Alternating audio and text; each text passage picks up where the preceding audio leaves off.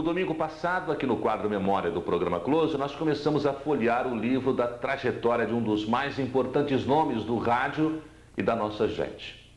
O deputado do Sertão Alfredinho escreveu páginas de real grandeza no passado, no processo cultural da nossa gente. Hoje, nós vamos para o segundo depoimento, acompanhado pelo companheiro Amarildo Maciel.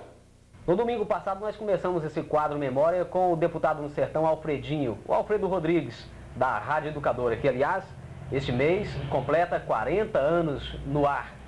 E o Alfredinho vai contar pra gente um pouco dessa história de educadora, que foi inaugurada com Ângela Maria em 53, né, Alfredinho? Perfeitamente. No dia 16 de junho de 1953, foi a inauguração oficial da Rádio Educadora de Uberlândia, com a presença da Ângela Maria, que era uma cantora que na época estava com todo o seu sucesso. Então, o Sr. Macir Lopes Carvalho, que era o diretor na ocasião, então contratou a Ângela Maria para que viesse fazer o show no auditório da Rádio Educadora na inauguração no dia 16 de junho de 1953. Nessa época você era funcionário da Mogiana ou já estava com o carro de praça? Não, nessa era eu já estava na praça, com o carro de praça. E depois desse carro de praça é que eu então fiquei definitivo na Rádio Educadora, porque eu deixei o carro de praça e fiquei só. Aí que eu fiquei, não registrou, porque naquele tempo tinha um negócio que a pessoa, funcionário que tivesse menos hora de serviço, não fosse às 8 horas, não registrava. Ah, é? Então o Sr. Macir Lopes Carvalho queria me registrar, mas não podia justamente por causa disso. E não queria perder você também? E não queria perder eu. Então, você havia parado de cantar com... Justamente, com o Tonzinho. E permaneceu na Rádio permaneci na rádio, que era a coisa que eu sempre queria que eu ficasse lá. Porque mesmo depois que ele ficou doente, ele sempre deixava um recado para mim lá, conversar com ele. Ele morava na Barão de Camargo e sempre tinha um recado lá que me fez lá, que ele já estava acamado, sou Macir. Mas ele sempre falava comigo, não sai. Você fica aí, que essa rádio é muito boa, você vai ter muito sucesso ainda, como você tem até hoje. Eu faço questão de você permanecer na rádio. Aí o Sr. Macir faleceu, né? O Sr. Macir faleceu e ficou o Francisco, o filho dele. Uns meses, que eu não lembro lá quantos meses que foi. E começou o pessoal a sair. Foi quando o Sr. Ari de Castro Santo, então, assumiu a direção da rádio como presidente. E aí começou a trazer o pessoal para trás e coisa. Nós estávamos na Afonso Pena nessa época. Ali embaixo era a confeitaria Na Hora? Era, embaixo a confeitaria Na Hora. Então a gente estava... Hoje é o Banco Mercantil, Mercantil, né? Do Brasil.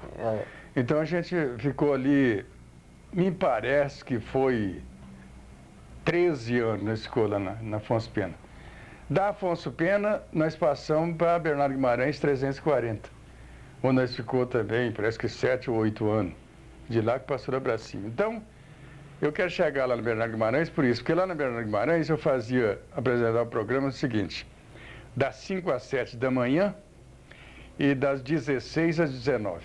Me lembro disso. Então era 5 horas de programa. Nós chegamos até a trabalhar junto. Nós trabalhamos juntos, justamente. Então a gente fazia 5 horas por dia. Fazia 2 de manhã e 3 à tarde.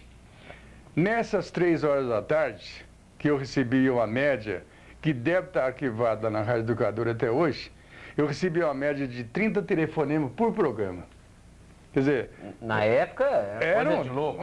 Naquele tempo, quem tinha telefone, né? Pouquíssimo tinha telefone. E eu recebia porque eu anotava as músicas que a pessoa pedia, atendia no dia. A pessoa telefonava, pedia que era música tal, perfeitamente. Ia lá na discoteca, pegava Já era o Zé Campos Valim, discotecário. Zé Campos Valim, que era discotecário, que inclusive trabalhou comigo de técnico de som também, ele aprendeu a trabalhar comigo. Começou lá. Você fez escola, né, Alfredo? Muitos aí, depois eu te falo quantos ele já fez comigo. Então, a gente fazia aquele programa com tanto carinho, tanto amor, a pessoa telefonava, e eu ia lá na discoteca, eu tinha a chave da discoteca, ia lá, pegava o disco que eu queria, tocava o que eu quisesse, quer dizer, dentro das normas da rádio, né? E aquilo eu fui tomando gosto e o pessoal achando bom, e foi aumentando a audiência, aumentando a audiência, aumentando a audiência.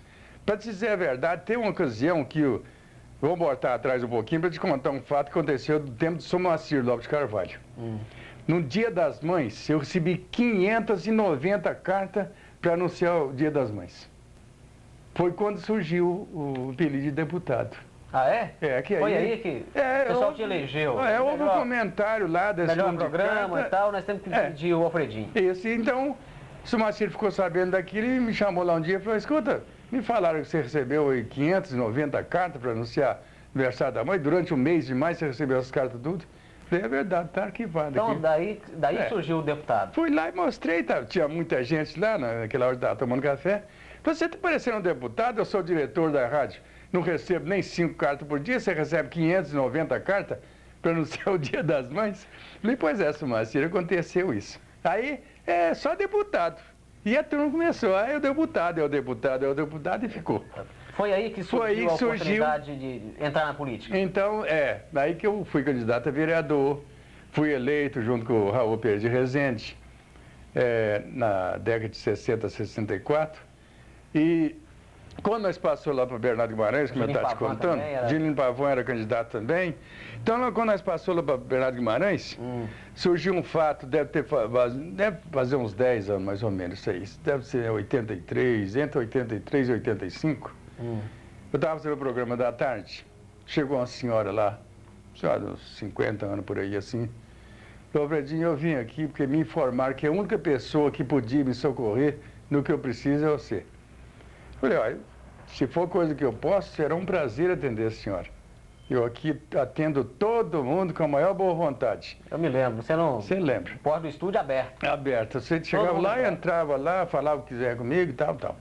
Então ela falou assim, o negócio é o seguinte, tem 15 anos que minha filha mudou lá da cidade que nós moramos e eu nunca mais vi ela. 15 anos. Ela casou e mudou e eu não vi mais minha filha, nem nada. Me falaram que se eu anunciar no seu programa, ela aparece. Como é que é o nome da senhora? Fulano de tal. Como é que é o nome da filha da senhora? Fulano de tal. E o marido? Fulano. E a senhora morava onde quando ela mudou? Em tal lugar, assim, perfeitamente. Eu fui lá pro microfone e falei, acho que umas 3 vezes isso aí. Aguentei. Falei, a senhora fica aí, espera aí, que qualquer notícia. Pedi a pessoa se conhecesse, telefonasse, ou fosse lá e me contasse, me desse o endereço dela e tal. Quando eu terminei o programa, ela estava sentada lá, que eu fui guardar lá o crachá, aí a menina falou assim, tem uma senhora lá embaixo. Já era Dindinha? Não, não era Dindinha nesse tempo, não. À noite era o Sr. José Vicente. Ah, o José Vicente tá que vivo até hoje, forte. Tá, que trabalha de porteiro lá. Aí eu fui lá, falei assim, eu sou a filha do fulano de tal. Eu vim aqui para dar meu endereço para ela. Falei, não, tá aí esperando a senhora. Ele tá com um rapazinho. Esse mês você não precisava nem receber o salário. Não, esse mês eu ganhei aquele salário naquela hora. Subi o rapaz e tava aquele rapazinho, o rapazinho era filho, era neto da mulher, estava lá esperando. E ela não conhecia, 14 anos. E ela não conhecia o rapazinho. E foi aquela, e perguntou, e quem é esse rapazinho? O rapazinho é meu filho. Ela tinha um filho de 14 anos. E foi aquela coisa, a mulher queria me gratificar, eu falei, não senhora, pelo amor de Deus, eu ganho para fazer isso, meu patrão paga, isso aqui é minha obrigação, é fazer isso para a senhora, não quero gratificação nenhuma. A senhora precisando, a senhora, filha da senhora, qualquer pessoa que precisar, estou aqui para fazer tudo isso para a senhora. Desde essa época o rádio era um rádio serviço. Já é.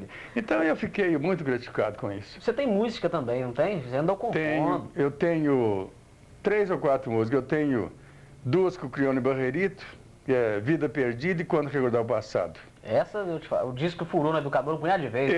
Foi sucesso, foi sucesso. Eu tenho uma com o presidente Horácio Vanilton, Menino da Minha Rua.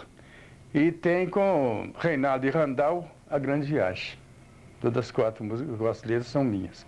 Então roda aí, graças a Deus, eu não puxo muito não para deixar para os outros.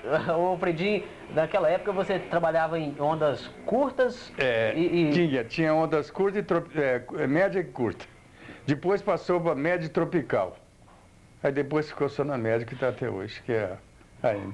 Isto. Nós vamos fazer um intervalo nesse papo, porque nós vamos voltar no próximo domingo para o Fredinho falar mais um pouco da sua história. E você não perde por esperar.